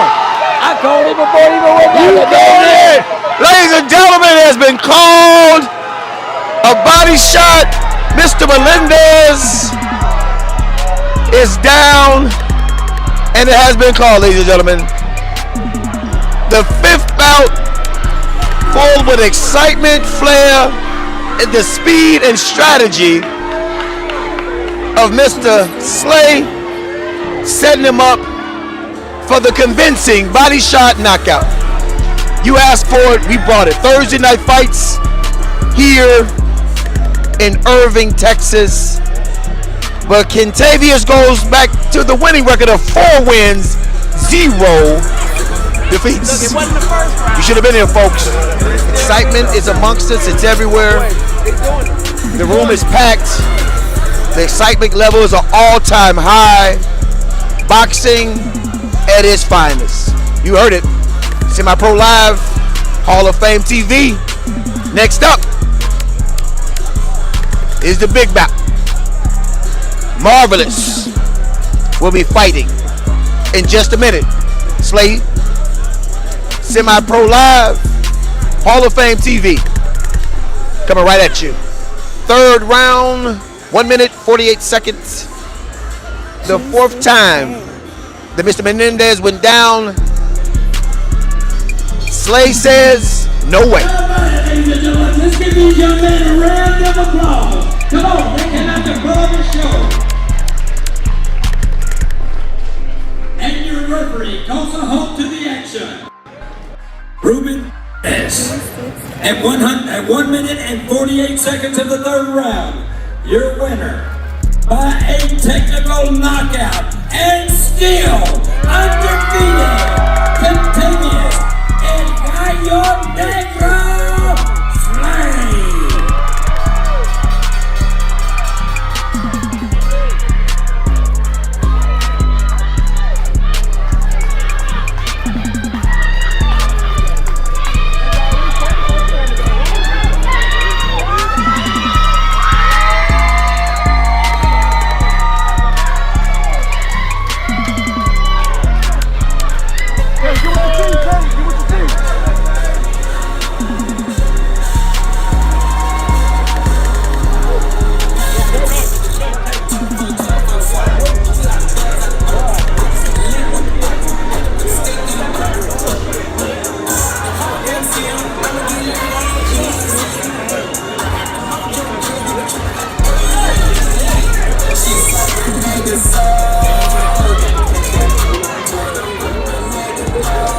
El Gallo Negro. Kentavious, come over here for a second, real quick. Okay, Kentavious. You relocated a spleen, you relocated a liver, you relocated a pancreas, and I think you took away your stomach. What was the plan? Just come out here and have fun. I did that and I got the job done.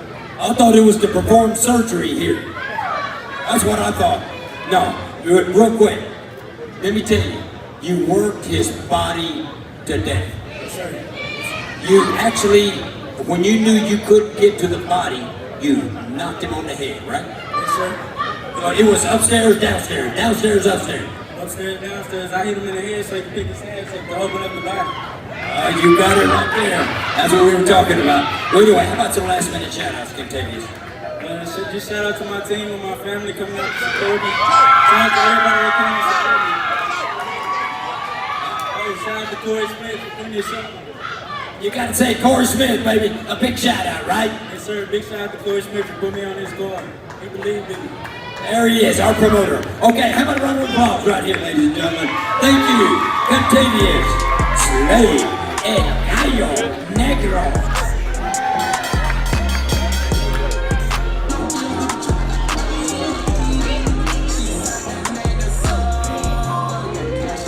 You want a real view? But you alive for the fit? You don't need a real shooter for this one.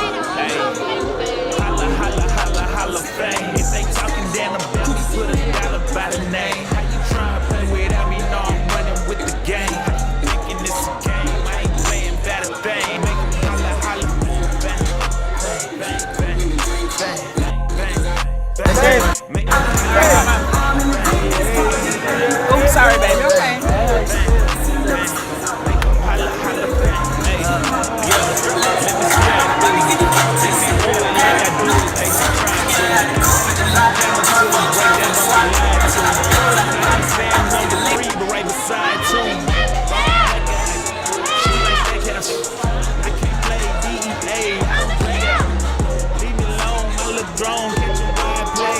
Congratulations. How you doing? I'm doing good. So, congratulations on being 4-0. One thing that Roland had mentioned, that you are strategic in terms of your speed and your technicality of how you strategically break down your opponent.